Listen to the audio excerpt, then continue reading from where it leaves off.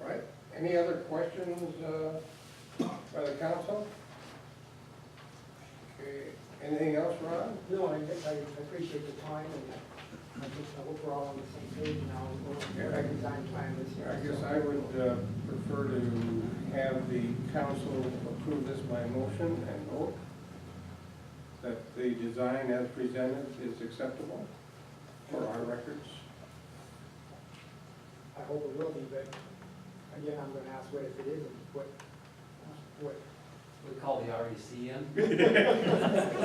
I I'm so anticipating on that won't be any problem. Laura, let's, I I so withdraw moved. that last question. Is there a motion to accept the Otter Tail proposal? I so moved. Moved by Lata, is there a second? Second. Second by Renault. All in favor signify by saying aye. Aye. Opposed? Okay, I was right. Thank you very much. You should have known I was gonna say that. Thank you, Ron. I think that's helpful for all the councilmen. So if questions are asked, everyone knows about the situation. All right, thank you. I hope you're going to supply a lot of electricity I'll out have to there. go back to our engineer and tell him to get the project going. Get her going. Get her done. We would really like to have that lift station going when they start flushing toilets.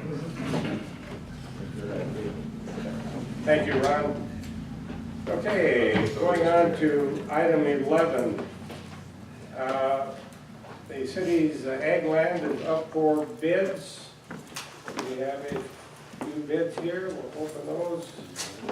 Liz will keep score.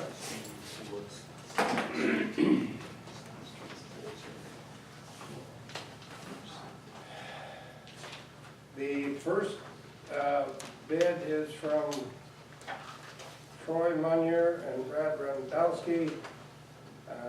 Bid $22.25 per acre on 8 acres on parcel 26,840, 400. I'm sure you guys all know where that's at. How many acres? 8 acres. No, I'm sorry, that's gotta be 18 acres. That's a one. Who is that? Brad and Troy. That's how much was the bid? 118, yeah, 18 acres. How much?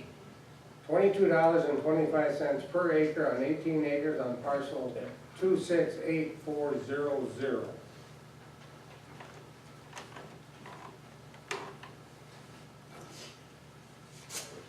These all for a year. This is per year.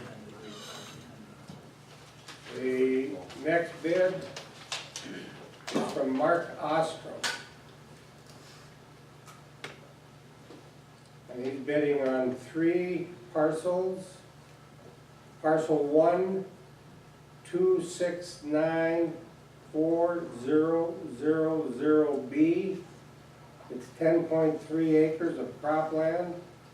The bid is $30 per acre, $309 a year.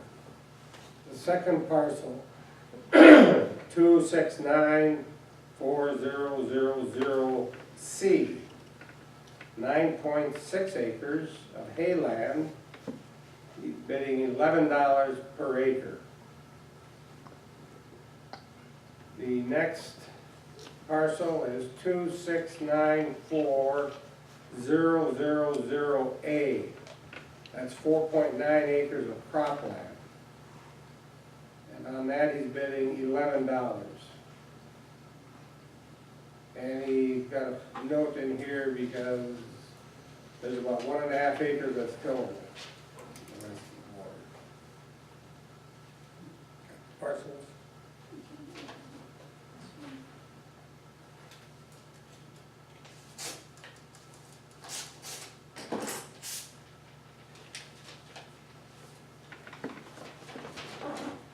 The next bid is from Joe Axman, parcel 2684000, $25.25 per acre. Parcel 2679000C, also $25.25 acres. That was Joe. Joe Axman. That last one was 25 acres, the first one was 18. He doesn't have the acres on the bid, that would, you would have to look at. 2679C is actually 50.1 acres. Is it cropland or inland? Avon. Okay, 2679 000 is how many, you have that, how many acres is that? 2679 000C Yep, is 50.1 acres. Hayland, Avon.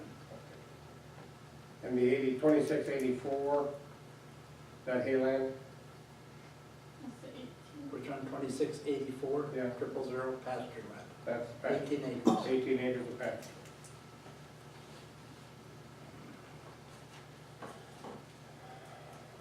Next bid.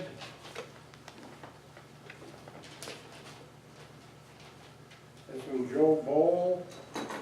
That's parcel 1931002. It's 64 acres of cropland. That's the land out by the wells. Divide back, his bid is $1,180 annual.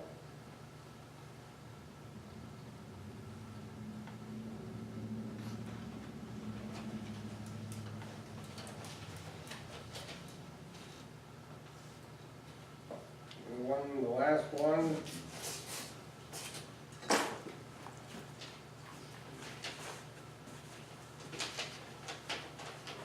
From Doug Schneider.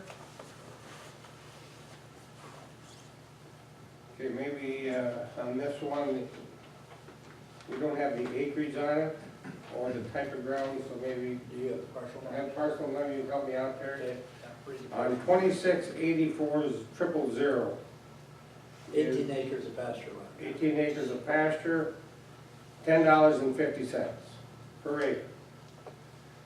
Next parcel, 2694000A, Cropland, 4.9 acres. 4.9 acres, $41 per acre.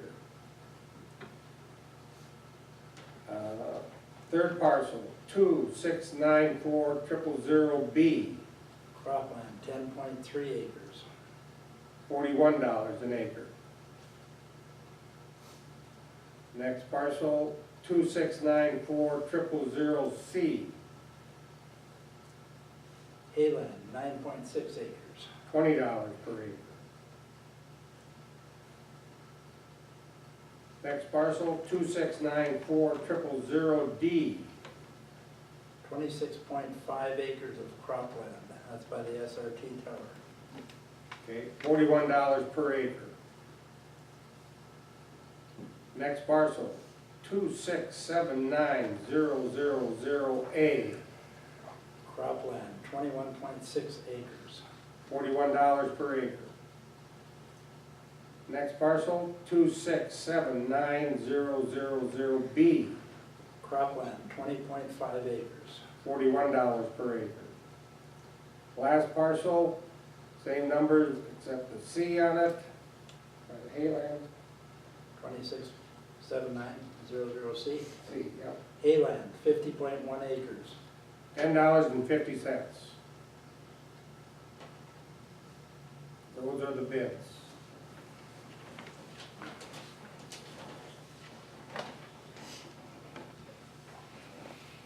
I think Doug's was the only bidder that bid on all of them. Is that all of them?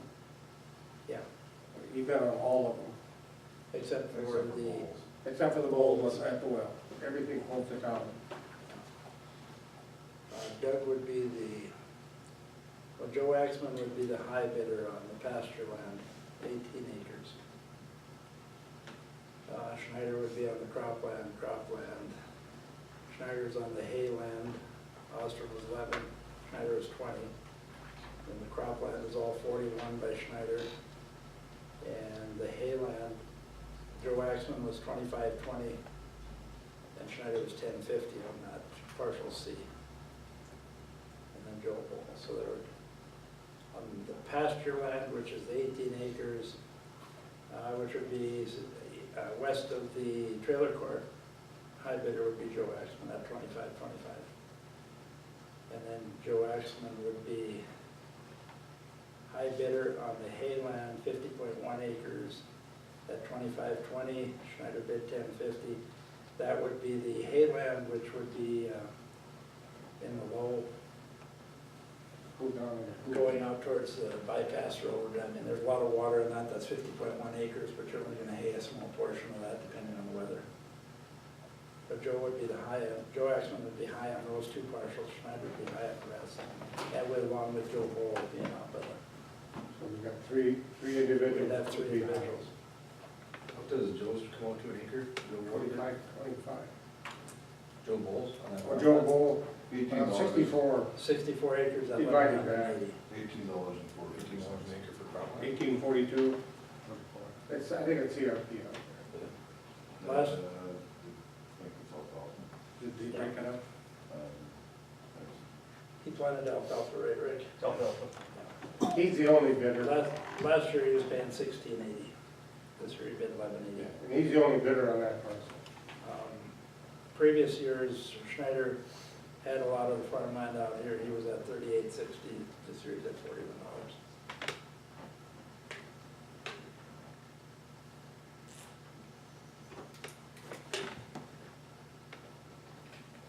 Any other discussion, clarification? This is a 6-year contract, 5 year. or 5-year? 5 year. I'm sorry. 5 years. I move to accept the high bids in each case. Motion's been made by Councilman Hopper to accept the high bids in each For each each parcel. parcel. Is there a second to that motion? Second. Second by Lotfit. All in favor signify by saying aye. Those opposed? Motion carried. Liz, you'll notify the successful bids. Thank you. Scott, you're up. This is in regards to some tree removal just south of the hospital. Correct, yes. Yeah, okay. The hospital's requesting that the city remove 5 tall pine trees that are actually on city property. The south part of the emergency parking lot there is technically still owned by the city, even though the street, which used to be 8th Street, from the county records, shows that it's still city property, it's still an open street. So, over on 2nd Avenue in the cul-de-sac, it was a year and a half ago, the city put a drain line to drain the cul-de-sac off. And that worked really good for draining off the cul-de-sac on 2nd. So it drains down into the hospital parking lot. And that gets clean, fresh sunshine, starts melting, while the trees that are there continue to shade the parking lot. So this last spring, we had a runoff of water coming across the ice in the parking lot, causing a hazard to both the patients and our customers that park in those spots. Those are primarily visitor and parking areas there, so we're requesting for the city to remove those 5 trees. We had, I had a meeting Friday. I invited the mayor, Mr. Hopper, Mr. Wentz, Rick, also the property owner behind, which is Chad Hager, and Ron from Otter Tail, to come discuss it. Some showed, and I appreciate that. And we just kind of talked about it and decided that it was a good idea, and I had to come here to pitch it to the council because the hospital would like to see if the city would remove them. We didn't have Ron at the time. I did meet with Ron at the grocery store later on. And he said that for Otter Tail it would be a win to help remove those trees because they're gonna have to go ahead and trim them and maintain them anyways. So they would be interested if we use their services for tree removal, that they would maybe come on board and pay for some of the costs of removing the trees. Excuse me. We have a comment. Oh, you told me This is the grocery store, no, you gotta remember. I think you changed the story. No, I'm not changing my story. We hire a contractor, and every 5 years to come in and trim. And those evergreens are right on a main feeder, the main feeder coming in from the south side of the the west feeder. So we have to pay this contractor every 5 years to trim, and trimming evergreens is difficult. You know, because you end up, we never looked at it, so. I guess what I told Scott is, I think the way, you know, we'd be willing, Otter Tail, we would like to see it removed. We'd be willing to help the city with some of the cost. Whether you use the contractor we use, that's up to the city. You know, if you get, Is that one of those 90-10 splits? I'm not in a position to make that decision, but I would certainly talk to my area manager. But I think it would be prudent if we could get maybe a couple of bids, 2, 3 bids from, you know, from qualified contractors. The only thing, again, with the situation there was our main electrical line right there. The contractor we use, they're certified to work around energized lines, so that's why we use them. And actually, you know, it's Dakota Tree Service out of Denver, which we've been using, but they bid every year, and fortunately, the last few years, they've always come in with the only bidder or the lowest bidder. But about any contractor you look at, I would make sure, if you're going out for bids, make sure you specify that they need to work. Their workers have to be certified to work around electrical lines. So you're suggesting that probably our city employees should stay away from your electrical system? I would, so that'd be a good decision. That's a lot.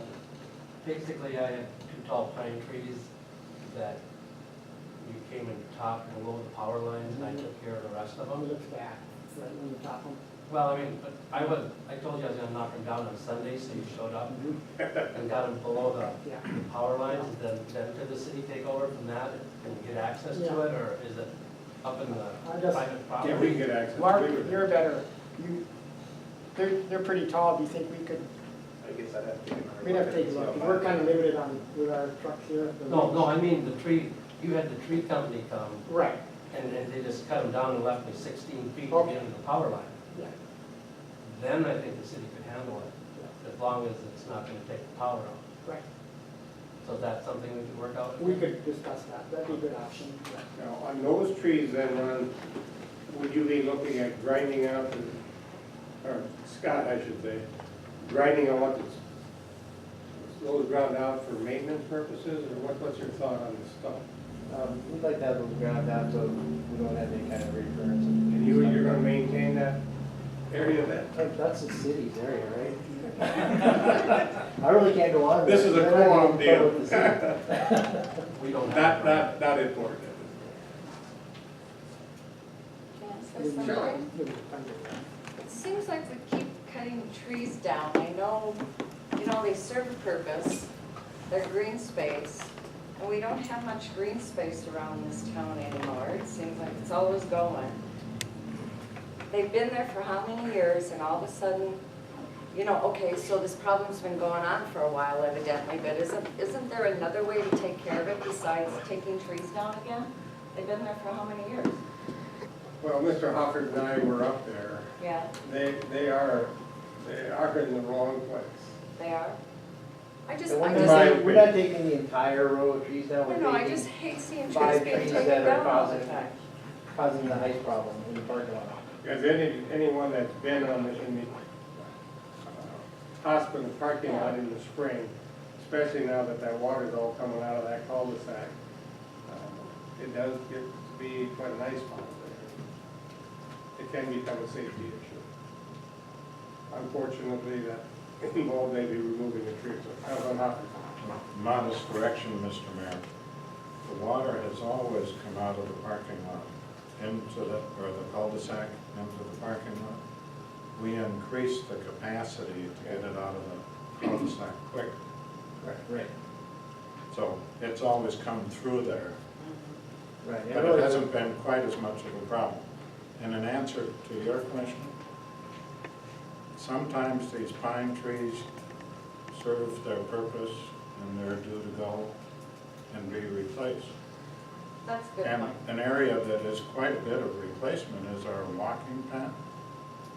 In the last 10 years, we've got lots of trees that have come along out there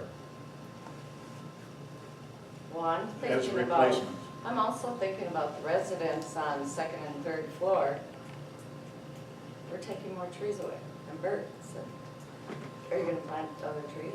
But as an extension to my Okay, I'm gonna go comment, hug them, but I'm trying to make the point, we keep taking trees we down. encourage property owners to put in trees Yeah. around their community. And we have planted several in our park system, Ellery Park, Southside Park, the last few years.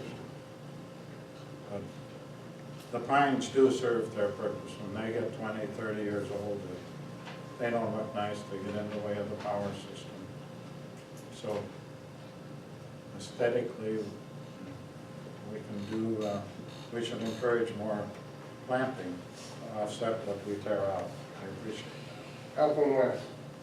Shelley, the city as a Tree City USA has been for 12 years.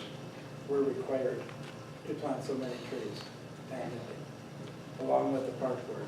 I mean, Park District has a forestry fund which requires us to, part of our tax dollars, to do planting trees and stuff, so we have to keep almost twice as many, plant twice as many trees as what we take down. Okay. And it's being watched pretty good. You can, Park Board member Mark Wohler back there, you can ask him how many trees. So between Tree City USA to maintain that status, we have to trim and properly take care of trees yearly. We get the State Forest Service in here who looks at our trees, our diseased trees and so forth, and reports to us.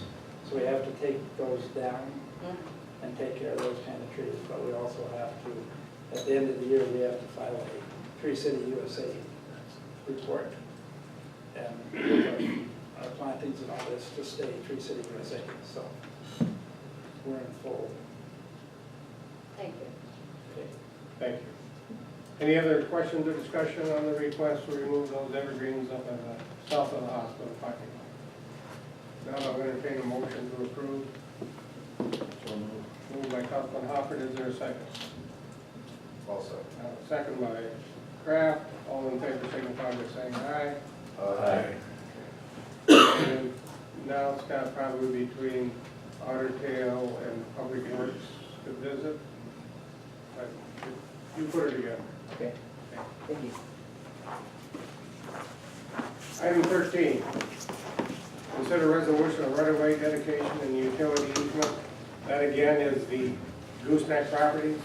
I think all the legal work is finally done.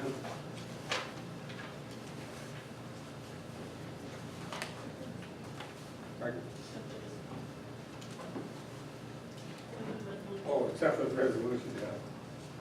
So we need a resolution for that.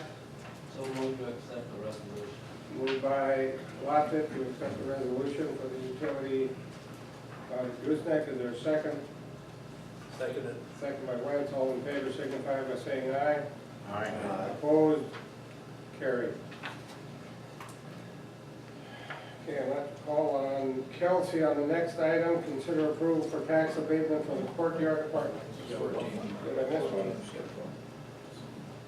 Oh, okay, I'm sorry. Item 14. Consider the resolution for Otter Tail Power franchise fees. We talked about that last month. And so you all have an idea of what this is. Basically, the fee would be put in place to cover the expense of the streetlights in town. And the proposal, if you read a digest of the here, is that we're proposing $2 per meter. That amount will be efficient to generate enough income to pay for the street lighting. Otter Tail would include it on their bill, collect all of the fees, and reimburse the city, similar to Midco and the other franchise that we have in town. Is there a Comment. question? Mr. Mayor. Now, I know we've talked about this and some way to spread our costs for our streetlights. but we have approved the 2016 budget at this point, which has the street light money included in it. So, my way of looking at this, maybe we should be giving this a hard look when we do our next year's budget, i.e. next summer, so that our citizens have an opportunity to weigh in on the extra cost. First of all, just our budget is approved and the streetlight money is allocated in the budget. So by enacting something like this now, we're going to be building up a kitty of funds whenever we start the collection, which is largely undesignated in terms of budget. It would go into a holding account, savings account. And in that context, we're asking a couple of departments, the library and the fire department, to use some of their savings for cash flowing 2016 operations. I think it's contradictory if we're assessing and building an account at this point. I don't have a problem looking at this seriously, and more seriously, but I do think we should do it in the context of our annual budget. And maybe I'm missing something. That's, Neil? You know, when I first got on the council, and you wanted me to approve the budget, I wouldn't approve it. And you told me that the budget can be amended, I voted for it. Do you not think that this is one way to pass on savings that is not in assessed value? Can we not amend the budget? That's the first question. We can amend the budget, can we not? we can amend it for good reason, yes. And it can go down, can it? It just doesn't have to go Yes. up. Well, at this point, the reason we're not able to decrease is because of the tax levy point. I mean, Right. We can go down in We terms of what we we do. established that. But if you read into that, all said funds shall be deposited in a dedicated account identified as a general fund. Okay. I'm a strong believer that this is just going to replace the $44,000 of streetlights. If we can save the taxpayers that much money for the next assessment period, in my opinion, it's a savings. if we can, Mr. Lockett, the issue would be, what do we do with that additional money that we're collecting? We charge next year less, Potentially, potentially. Yeah. but as budgets get amended, there's other expenditures that can come along and use up some of that money. Well, who would do that? Oh, I think it's time After to on the let our council. auditor comment. I just wanted to mention that the $44,000 for the streetlights this year is being paid for out of highway funds. So that money is being taken away from street repairs and street maintenance. I did one other point here. This charge is per meter. So I look at this as more of a fee for all users. Just like our 911, you pay $1 every month. So those people who are not property owners, and they're renting apartments or those type of individuals, will also be assisting in paying for the lighting for the city that everyone has an advantage of. So it's a fee per meter is what the approach would be on this. Mr. Fossett? You're allocating this towards streetlights, Otter Tail's franchise fee. What do you allocate Midco's franchise fee to? General fund. That goes in the operation general fund. Towards keep the levy low. That's a general fund that would, and offhand, I don't know exactly what they pay for hookup, I couldn't tell you offhand. One of the one of the reasons looking at this franchise, it goes over and above just property owners. And there's not many fees you can get that are strictly property owners. This is all users, just like the telephone charge. That's why I feel it's an attractive way of raising some revenue from all users of the utility. Randy? I would suggest taking the money now, if it can be taken, you know? It helps out the citizens of Rugby. And it's only fair to charge Otter Tail franchise fee if we're charging Midco and whoever else. North Dakota Telephone? Yeah. Another one? I have a question now on the new annexed area. The Chalmer edition, as lots are sold out there, is that not gonna have to be street lighted? How about the backside of what we just talked about with the frontage road behind Gooseneck and stuff? That's city annexed. Are we not gonna have to provide streetlights? Eventually? I drove in the chamber in Chalmer area the other night. It's darker and dark out there. And there's some lots to the east that are sold. There is one street light there, Jerry. Well, one, but maybe it was out, Mark.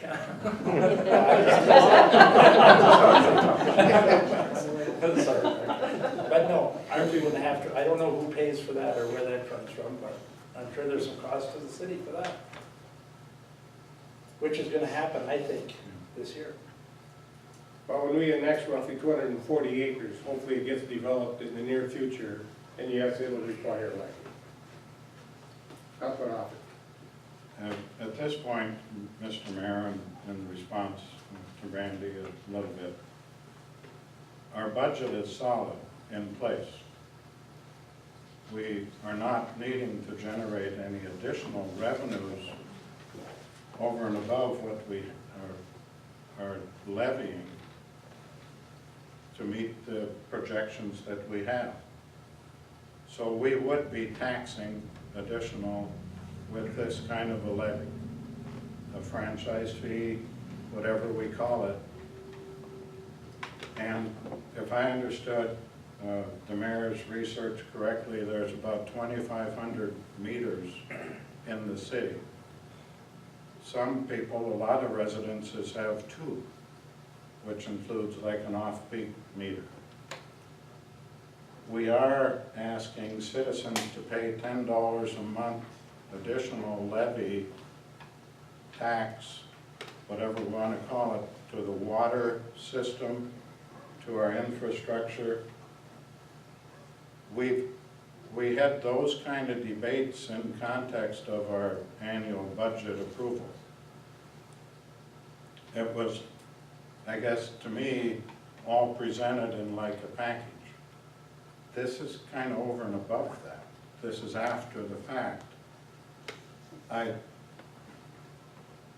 don't mind spreading the cost in terms of budgeting and including more payers